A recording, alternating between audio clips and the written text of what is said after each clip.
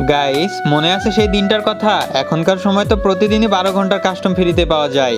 আপনারা মিথ্যা কথা বলবেন না, এখন কি আগের মতো খেলতে মন চায় কাস্টম? কিন্তু সেই দিনটার কথা কি আপনাদের মনে আছে, যখন আমরা একটা কাস্টম পাওয়ার জন্য ছটফট করতাম? শুক্রবার হতেই পুরো গিল্ডের মেম্বার রেডি হয়ে যেত যে ক্লাস স্কোয়াড খেলতে যাব আর জোনে এলিমিনেট হয়ে যাব। আর এত কষ্ট করার পরে যখন রাতের 9টা-10টা বাজে, তখন আমাদের গিল্ডের ডকটাকে পূরণ হয়ে যেত। আর সকাল হতেই বন্ধুরা কল দিয়ে বলতো, ভাই কাস্টম ক্লেম কর তাড়াতাড়ি।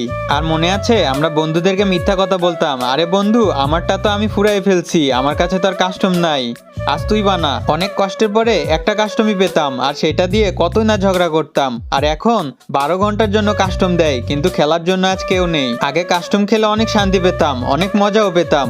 আর এখন কাস্টম খেলা মানে কে কত প্রো প্লেয়ার, কে কেমন খেলা পারে এইটা দেখানো। আর ওই দিনগুলোর কথা মনে পড়ে থাকলে এই ভিডিওতে একটা করে রিপোস্ট করে দিবেন, যেন আপনাদের বন্ধুদের কাছে এই ভিডিওটা পৌঁছে যায়।